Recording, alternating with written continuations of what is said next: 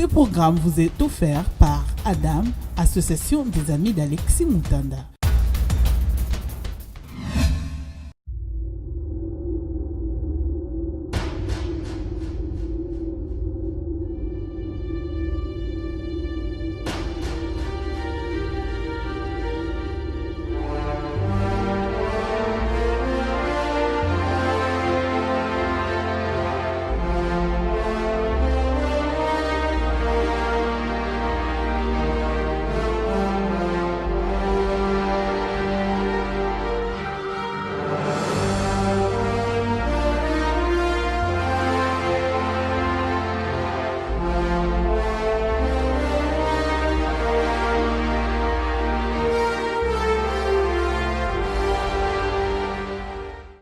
Bonsoir chers téléspectateurs, salut et grand merci vous tous qui nous suivez chez vous dans votre émission Debout Congolais avec Adam.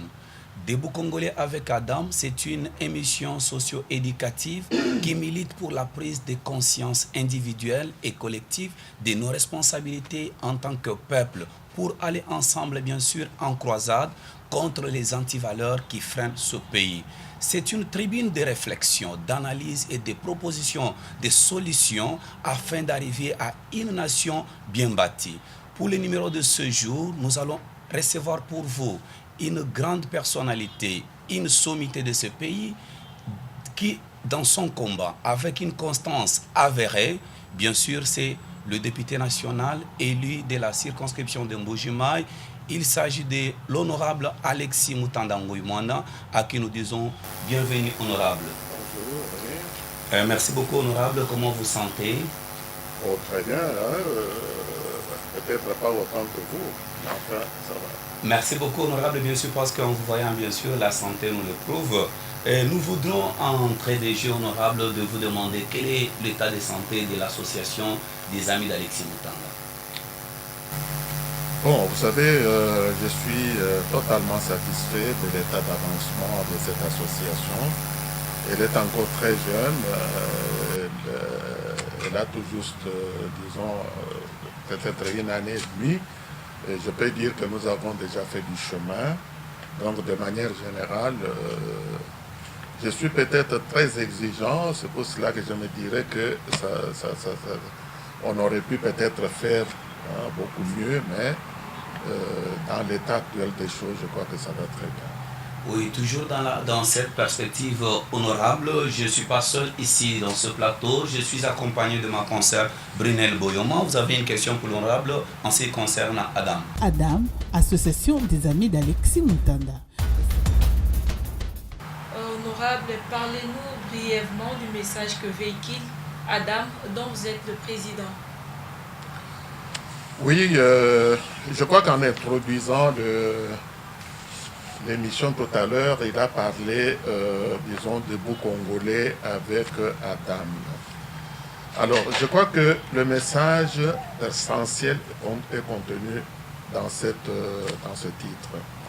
Debout Congolais, c'est-à-dire, en fin de compte, c'est une mobilisation générale du peuple congolais pour, disons, pour le développement de leur pays. Alors, lorsqu'on parle évidemment de se mettre debout, c'est-à-dire on s'adresse réellement à tout le monde, c'est-à-dire les jeunes et les vieux, les catholiques et les protestants, les musulmans, tous les Congolais, disons, de toutes les confessions religieuses, les Congolais de toutes les provinces, c'est-à-dire du sud au nord et de l'est à l'ouest.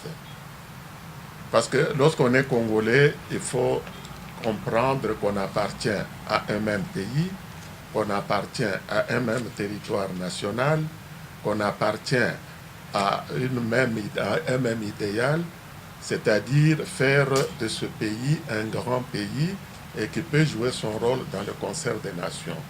Cela veut dire tout simplement que c'est un problème de tous les Congolais et de tout le monde, c'est-à-dire que chacun s'occupe de tout le monde, et lorsque chacun s'occupe de tout le monde, c'est-à-dire que tout le monde s'occupe de tout le monde. Et alors prendre conscience, évidemment, de cette réalité, je crois que c'est quelque chose que nous devons encore disons, faire pour conscientiser nos populations de telle manière que chacun d'entre nous puisse avoir cette conscience d'appartenir à ce grand pays, et c'est-à-dire à adhérer à disons, à cet idéal de faire de ce pays un grand pays. Honorable, Donc oui. voilà ce que nous entendons par debout congolais avec Adam. Et Adam, évidemment, c'est l'ensemble, disons, de tous les Congolais qui partagent cette vision. L'ensemble de tous les Congolais qui partagent cette vision, bien dit par l'honorable Alexis Mutanda, jour pour jour, depuis 1960 jusqu'à aujourd'hui, notre pays, la RDC, totalise 58 ans d'indépendance. Et dans l'hymne national, il y a bien sûr une phrase qui paraît pour nous ce jour plus importante, la RDC comme étant un don béni de Dieu. Honorable, ce sera pour nous aujourd'hui plaisir de parler avec vous sur ce sujet, la RDC don béni. Honorable, pour se valoriser, pour connaître ce qu'on est, il faudrait d'abord savoir réellement ce que vous avez comme potentialité. Et quand on nous parle de dons bénis, et surtout, c'est la plus épinglée, chantée du jour au jour par tous les Congolais, bien sûr, dons bénis, qu'est-ce que cela vous représente? Eh bien, ça évoque dans mon esprit, évidemment, don béni, béni. Vous voyez, il y a déjà deux mots qui sont très importants. D'abord, c'est un don. Donc, ça veut dire que c'est quelque chose qui nous a été donné par la nature. Et la nature, c'est qui? La nature, c'est le Créateur qui a voulu que ce pays puisse être grand, qu'il puisse être beau et qu'il puisse être ce qu'il est à l'heure actuelle. Et puis, on dit don béni. Béni, ça veut dire qu'il y a une bénédiction. Et cette bénédiction, évidemment, vient de qui? Ça ne peut venir que du Créateur qui nous a fait ce don ou qui nous a fait ce cadeau-là. Alors, pour entrer un peu plus dans les détails, lorsqu'on parle disons, de dons bénis et tout cela, ça veut dire qu'il y a des richesses, disons, très importantes, évidemment, dont on parle tous les jours, mais qu'on devrait peut-être, disons, de temps en temps rappeler à certains de nos compatriotes qui sont parfois distraits. Lorsqu'on parle des richesses de ce pays, il faut voir d'abord le sous-sol. Le sous-sol, tout le monde en parle parce que y en a qui vous parleront disons, de scandales géologiques. Les scandales géologiques, c'est-à-dire, dans notre sous-sol, vous avez pratiquement tous les minéraux qu'on peut imaginer dans le monde. Il y a le cuivre, il y a le diamant, il y a l'or, il y a le coltan, il y a disons, il y a le cobalt, il y a le pétrole, il y a quoi? Il y a les eaux, parce qu'il y a des endroits, quand vous creusez, vous trouvez également de l'eau. Donc ça, c'est en ce qui concerne, disons, nos richesses du sous-sol. Vous avez également des richesses hydrauliques, c'est ainsi qu'il y en a qui vous parlent du bassin du Congo. Et lorsqu'on vous parle du bassin du Congo, évidemment, on voit cette multitude d'affluents, des rivières et tout ça qui viennent se jeter dans notre pays, dans notre fleuve. On peut parler également, disons, des richesses climatiques. Eh bien, nous sommes un des rares pays au monde où vous n'avez que 3 mois, disons, de période de saison sèche, comme dans notre langage habituel. Mais les 9 mois qui restent de l'année, eh bien, c'est les pluies à longueur de journée et pratiquement dans toutes les 26 provinces de la République. Alors, pourquoi je dis que c'est une richesse? C'est parce que lorsque vous considérez certains pays qui vivent dans les déserts, etc., où ils ont à peine une pluie peut-être tous les 5 ans ou une pluie, disons, tous les 2 ans, eh bien, vous pouvez voir évidemment, disons, les avantages que le peuple congolais peut récolter de cette période de 9 mois de pluie et tout ça. Parler également des richesses du pays, c'est considérer l'immensité même de ce territoire. Plus de 2 300 000 km², disons, de terre, eh bien, ce n'est pas donné à tout le monde. Vous avez dans le monde pas beaucoup de pays, évidemment, qui peuvent comparer leur superficie à la nôtre. Les richesses de ce pays, le don béni dont on parle, c'est également les richesses humaines. Regardez seulement des personnes qui nous entourent ici, des jeunes gens très beaux, très bien bâtis, Et vous les avez évidemment dans les provinces du sud, du nord, de l'est, de l'ouest. Et ensuite, vous avez, disons, des populations qui sont tout simplement, disons, des populations, plus de 100 millions de personnes également, ce n'est pas donné à tout le monde. Donc tout ça constitue, si vous voulez, d'une manière, évidemment, je globalise un peu la chose, mais vous pouvez déjà voir que lorsque vous comparez ce que je viens de dire par rapport à d'autres pays du monde, eh bien, vous verrez que le Congo, c'est-à-dire la République démocratique du Congo, est parmi les pays les plus riches du monde et peut-être même, disons, un des pays, évidemment, bénis par le Créateur. Le pays parmi les pays les plus bénis, honorable, avec ces tableaux que nous brossons, cela prouve à suffisance que réellement la RDC est un don béni. Pour raison de pédagogie, parce que vous avez parlé de plusieurs richesses, je pense que pour ceux qui nous suivent, doivent quand même profiter de quelque chose. J'aimerais mieux que nous allions pour quelques secteurs, pour le numéro d'aujourd'hui bien sûr, en regardant les détails que vous nous brossez, honorable. On ne saura pas en une seule émission terminer la profondeur et surtout aller jusqu'à citer toutes les richesses. J'aimerais, entre des honorables, que nous parlions sur la faune et la flore. Vous savez qu'aujourd'hui, la RDC regorge la forêt équatoriale qui est le deuxième poumon forestier du monde. Et qui dit deuxième poumon, avec les situations de réchauffement climatique, c'est que nous sommes là comme un pays qui peut donner solution honorable. Est-ce réellement les Congolais qui vous suivent?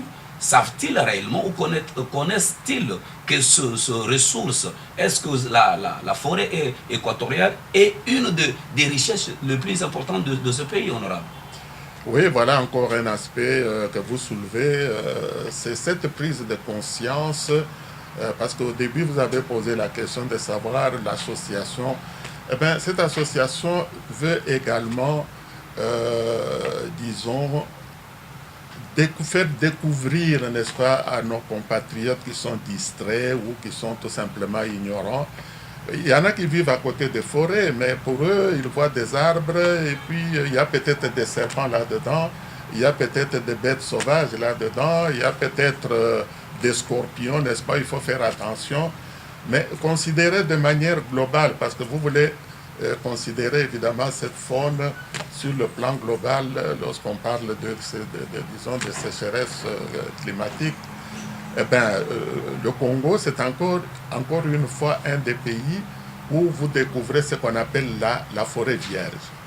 La forêt vierge qui couvre pratiquement 3/4 disons, de la superficie de notre pays. Il suffit de prendre l'avion à Kinshasa, vous survolez pour aller soit à Goma, soit au Katanga, soit au Kasaï, mais vous verrez que à partir de l'avion, vous ne voyez que du vert, c'est-à-dire des forêts, et vous ne pouvez même pas apercevoir. C'est pour vous dire que cette richesse, évidemment, qui est cachée dans les arbres. Alors, les arbres, qu'est-ce qu'on ne peut pas faire avec les arbres? Vous savez que ce sont des arbres qui vous produisent de l'oxygène, etc.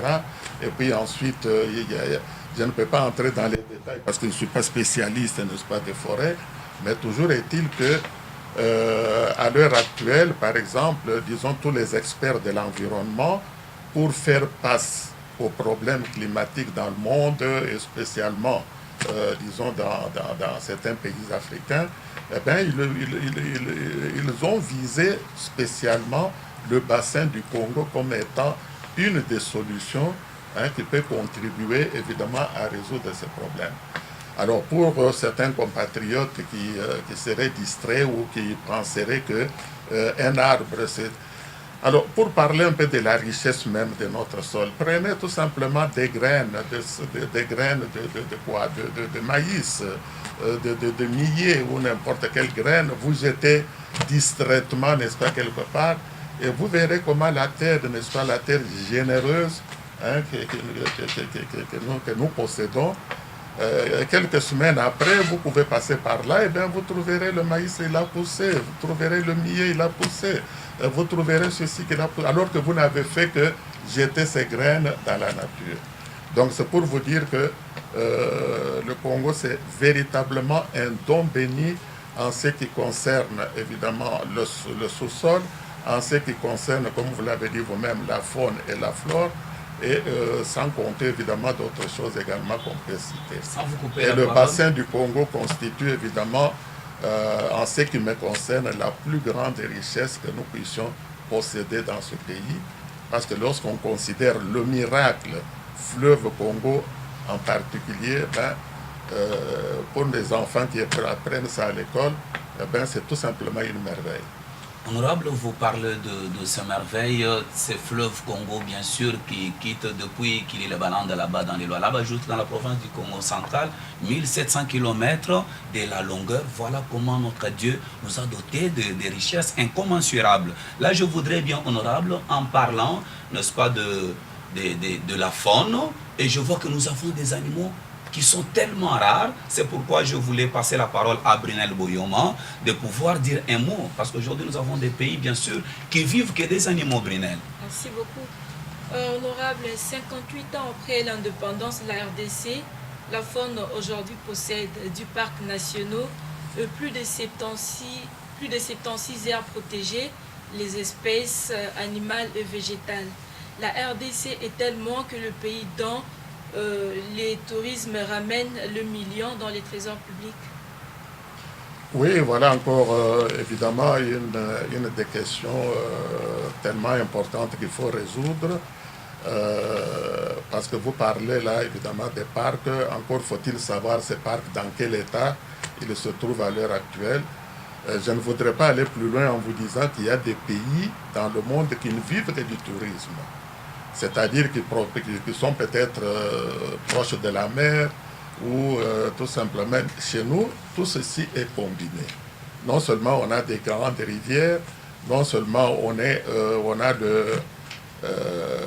lorsque vous allez à Moanda, à Banane et tout ça, vous êtes pratiquement sur la mer et vous êtes donc vous pouvez lorsque vous êtes par exemple, mettons à Goma, à Bukavu, au Kivu.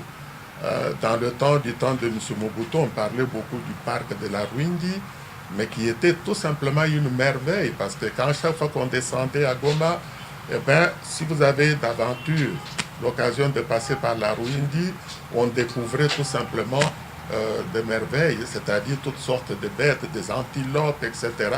Et une savane absolument, extraordinaire. Et tout cela, évidemment, dépend de comment, si vous voulez, les autorités du pays, c'est-à-dire ceux qui gouvernent ce pays, disons, quelle importance ils peuvent attacher au tourisme. Parce que, comme tu l'as dit, il y a de ces pays qui vivent uniquement du tourisme, tandis que dans notre pays, il y a non seulement la possibilité de développer ce tourisme, mais également beaucoup d'autres choses qu'on peut exploiter.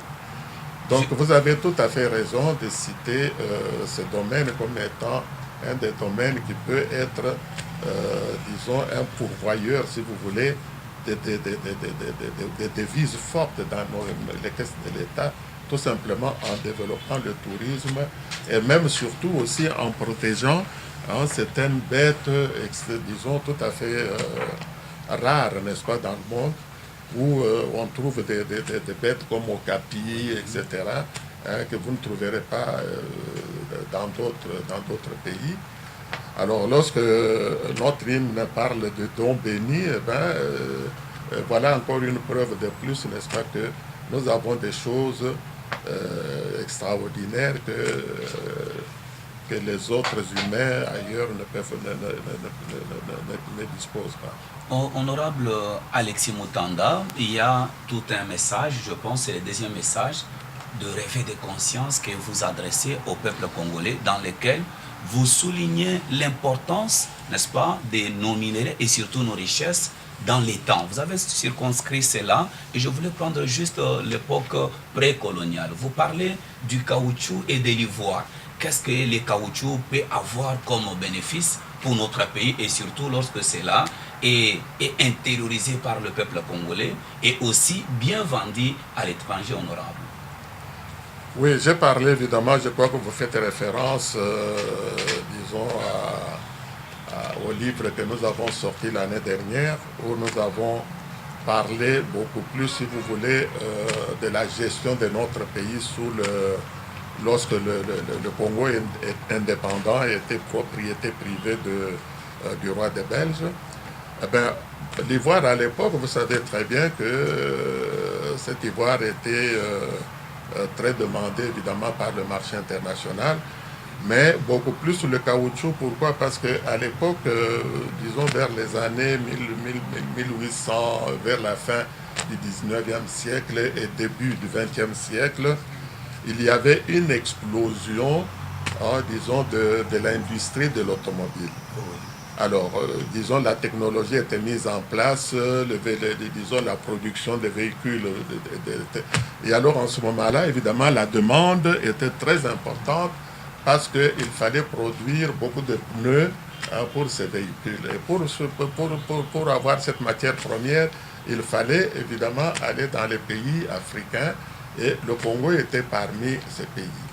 Ainsi, c'est comme ça qu'à un moment donné, même l'Ivoire n'avait plus tellement, disons, mais au contraire, c'était beaucoup plus le caoutchouc.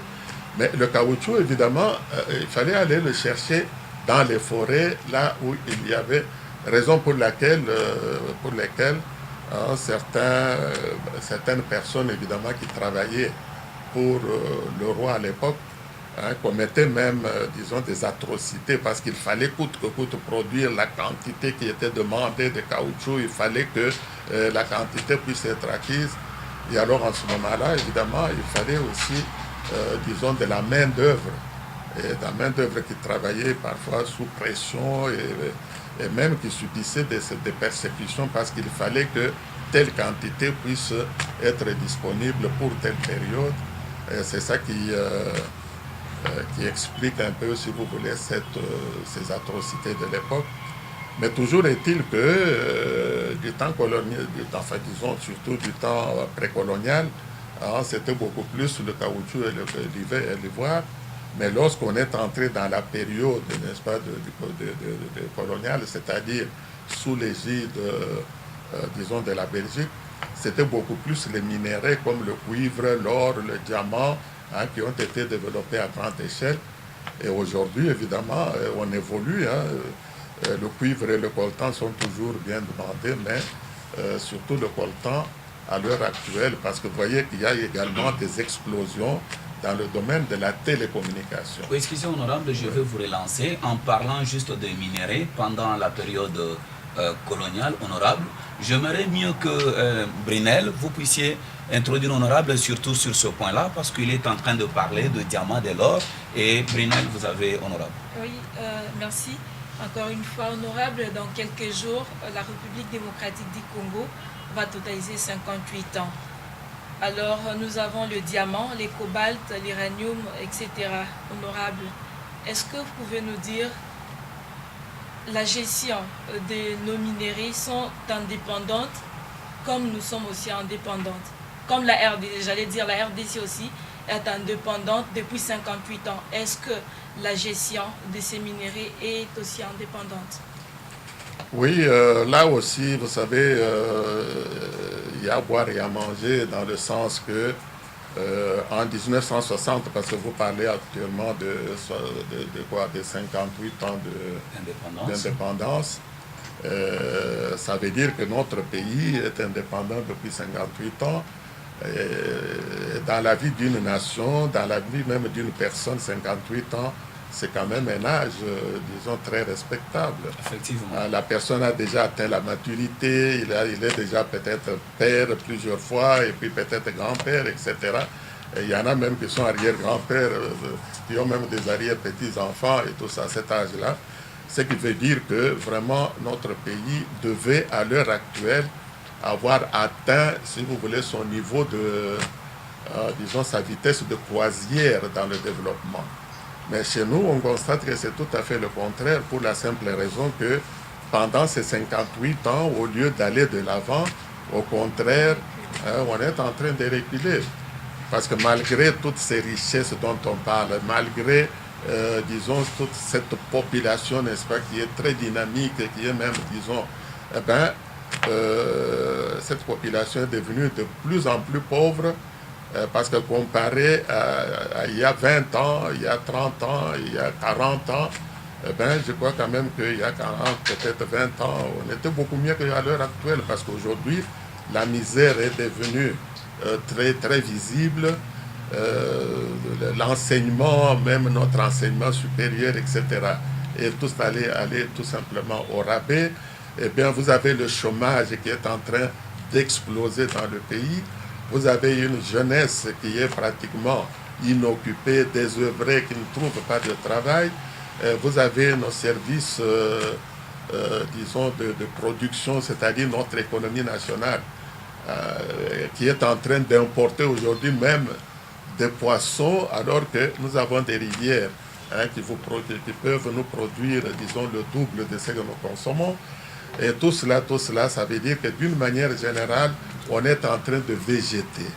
On est en train d'aller vers vraiment une véritable, disons, misère de nos populations, tout simplement parce qu'il manque ce leadership de changement, il manque ce leadership politique, disons, de développement, et il manque évidemment au sommet de l'État, disons, un véritable leadership, si vous voulez, pour les changements. Et c'est ça ce que nous pouvons regretter, parce que les richesses sont là, nous avons de la matière, mais il faut gérer cette matière de manière que cette matière puisse être disponible pour les populations. Quelle place occupent les cobaltes et les coltans? Oui, le cobalt, je vous ai dit tout à l'heure, le cobalt, à l'heure actuelle, vous allez voir même, disons, dans les années à venir, parce que dans les pays industrialisés, les décisions ont déjà été prises pour aller de plus en plus vers les véhicules électriques. Alors, lorsque vous parlez des choses des véhicules électriques, c'est-à-dire les batteries doivent être produites en grande quantité et même les moteurs doivent être adaptés. Et tous ces deux éléments demandent davantage du cobalt. Et alors, à l'heure actuelle, nous produisons plus de 40%. Donc, le Congo, la République démocratique du Congo, c'est le premier producteur du cobalt dans le monde. Et à l'heure actuelle, nous produisons également, donc ça c'est du côté cobalt. Du côté coltan, dans la province de Kivu spécialement, le Congo est également un grand producteur de choses de coltan. Pourquoi? Parce que la télécommunication est également à l'heure actuelle, c'est une véritable explosion. Vous voyez que même les petits-enfants aujourd'hui utilisent les GSM, tout le monde est dans les réseaux sociaux, tout le monde utilise. Donc, c'est encore une fois une forte demande de coltan. Et parmi, disons, les pays qui produisent le coltan, la République démocratique du Congo, c'est un grand producteur. Ce qui veut dire que si aujourd'hui ce pays pouvait être bien organisé, eh bien, on serait évidemment le pays le plus riche du monde. Et puis avec un peuple, disons, qui se retrouve dans toutes ces richesses. Parce que nous avons effectivement des richesses qui peuvent nous permettre en fait de faire tout, et surtout dans le sens, disons, de permettre à chacun d'entre nous de réaliser son rêve, ce qui n'est pas du tout le cas. Honorable Nayebi Bandeko Bazali Kolanda Biso, ezali émission au Tobengi Debout Congolais avec Adam. Adam, association des amis d'Alexis Moutanda. Adam ezali lisanga munene o isangisi baimboka pone ko lukantombo mana ekolo na kati na bososoli na obiso tozali ba congolais. Honorable makambo uti koloba awa na français surtout mingi koleka o etalin kita na ekolo na biso coltan na cobalt na moni ke esengeli malamu baimboka nyonso bako kolanda malamu na yebi ke mwa lingala ezali mwa ndambu mais okomeka na makasi ke bande ko bako koyoka coltan o baben coltan na cobalt musala nango nini ya kobwaka ya kobosana to biso kaka to lala nzala mais ba coltan to bwaka nango batu mususu honorable. Oui, ndenge oza koloba coltan na cobalt surtout na ba période oyo ezali ba minéraux ni balewana baza kotuna yango mingi na bapays oyo baza na baindustrie ya makasi. Tobanda na coltan omoni na batelefone na bana mike baza na batelefone na bamama baza na telefone. ce que qu'on a dans maman ça côté que bitabenaye mais il faut avoir un téléphone naie parce que il faut solo la naba dans la classe ou bien baro bazan andako tout le monde dispose de alors télécommunication wana pour basala ba appareil wana il faut coltan ezala nakati. C'est pour cela que les pays union, c'est la Chine, c'est le Japon, c'est la Russie, c'est la Américain, les Français, ils ont besoin de minéraux parce que ils ont servir bango na makambo yetali appareil autozakoloba. Pour na côté il y a coltan, cobalt. Ils ont pendenge moko na domaine na domaine mosusu. Ils ont domaine nini. Moi, si on a makambo tolobi na français tolobi makambo ba pollution banini donc mon pépé ko respirer etc. Donc bango ba moni que il faut tokende na direction ya ba véhicule c'est-à-dire ba mituko ya ba eza ko temple na électricité mais pour na ko sala ba mituko wana esengeli ba batterie ezala lokola ba batterie moko spécial oye ke sali mo moke na oyo toza na ngo sikoyo et puis na ba moteur wana pe kozala mo spécial alors na ba batterie na ba moteur wana e ko sengela ba cobalt belé alors ndenge biso na kati ya mboka cobalt na biso représente pratiquement disons 40%. Il y a cobalt, il y a toloba, il y a monde, il y a nini, il y a mokili mobimba. Donc ce qui veut dire que na patouane oy bazali na ba nini na makaniso ya ba changement wana donc miso na bango baza kotala République démocratique du Congo kala mingi te bokomona bato bakobanda ko évidemment tokomona yango te parce que bamarché wana baza kopase yango na ndenge na bango mais sinon demande ya cobalt ezali eza mingi lokola bakoltan ya biso oyo toza koproduire kuna na nini na Kivu mais bakoltan wana eza kotraverse frontière ekoti na Rwanda Rwanda akomi exportateur monene ya bakoltan et tout ça alors que Rwanda yemoko aza ko produire ba minéraux vanate. Donc c'est-à-dire que tozana mosala mingi ya kosala pour peuple congolais atala makambwana azala conscient que tozana ba richesse oyo ko pesa biso disons bona mokoleka oyo tozana lolelo. En tout cas honorable nakolanda yo namoni ke mboka na biso ezali na ba richesse mingi oyo kaka mokolo malelo tokosilisa te. Peut-être na autorisation na yo tokozonga na émission mususu po toko continuer ba imboka bako koyeba ba richesse otozanango. Mais honorable, permettez que nous disions un mot parce que en vous entendre parler la richesse que nous avons ou toutes les potentialités en richesse que nous avons, j'ai compris une chose, c'est que l'homme c'est une richesse, mais cet homme qui est une richesse doit être un homme capable d'amener les autres vers un plan bien déterminé du développement. C'est pourquoi, dans cette optique, je vous ai vu écrire un livre dans lequel nous avons eu l'occasion de feuilleter, de parcourir, mais il y a une grande richesse que vous avez oubliée, honorable, parce que ça c'est une richesse intellectuelle, dont lorsque les hommes ont cette richesse, sont capables, n'est-ce pas, de transformer les richesses que nous avons.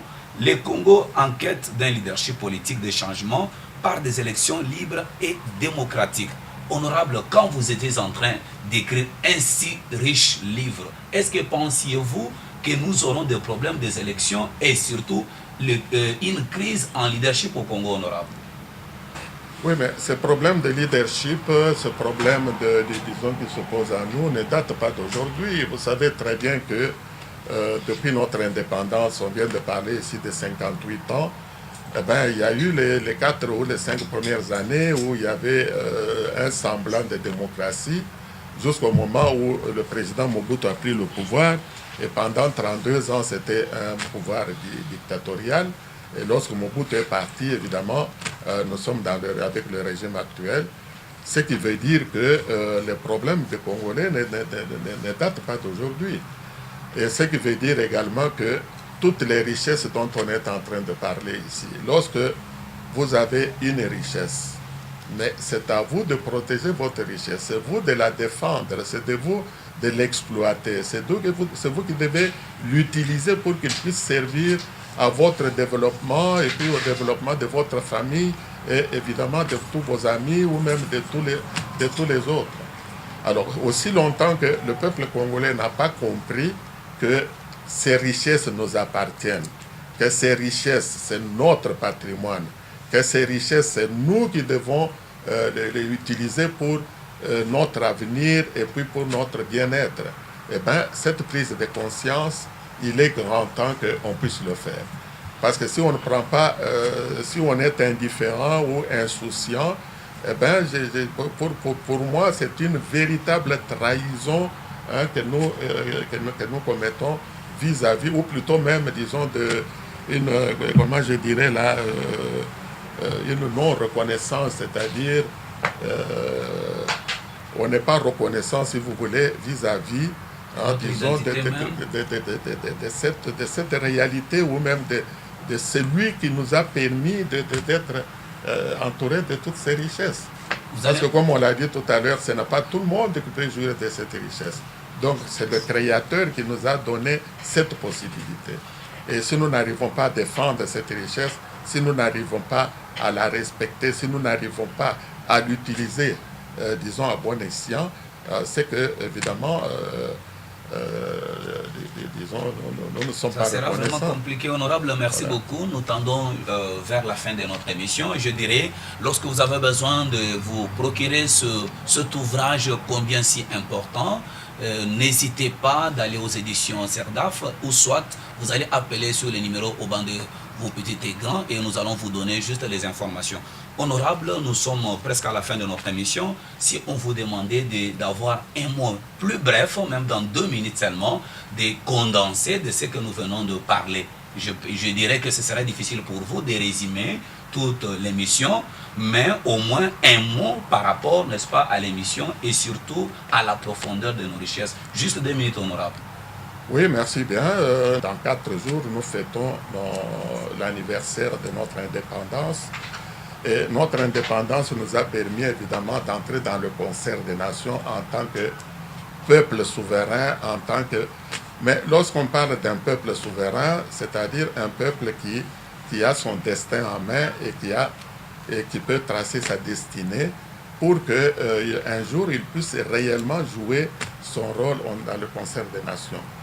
Et vous savez que beaucoup de Congolais n'apprécient pas aujourd'hui le fait que disons en Russie, il y a des pays, plusieurs pays qui participent à un mondial et que notre pays puisse être absent.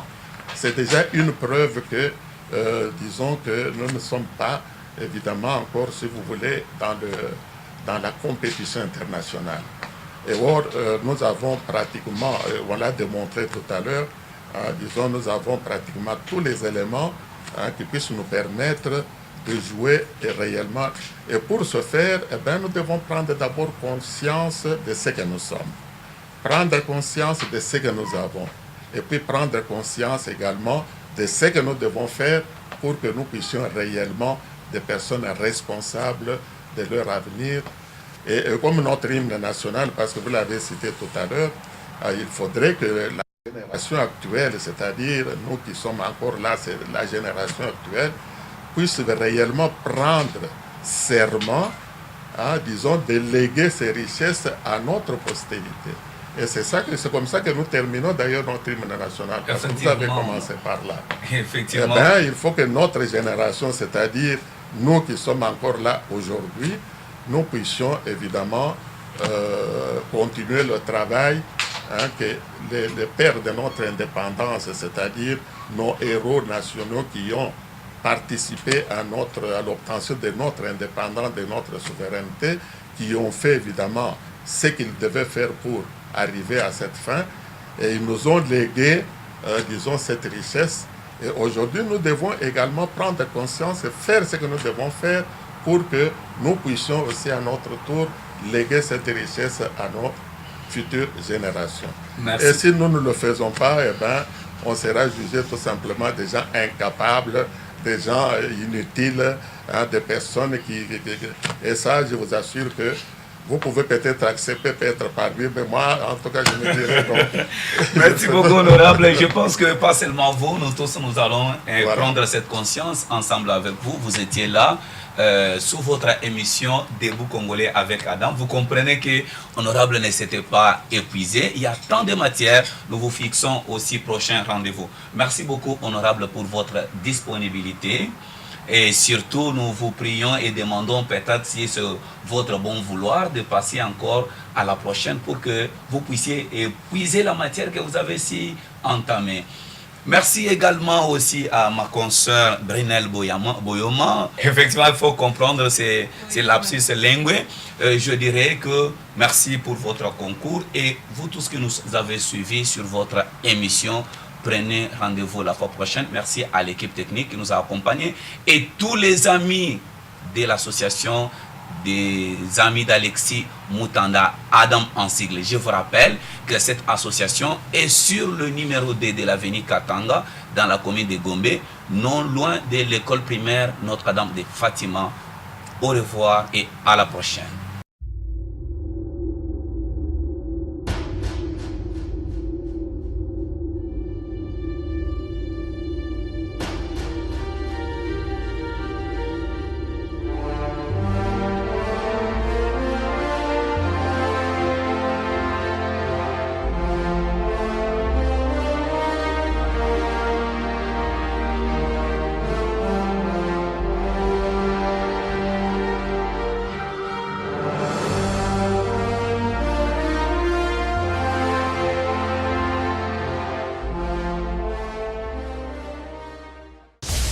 Ce programme vous a été offert par Adam, association des amis d'Alexis Mutanda.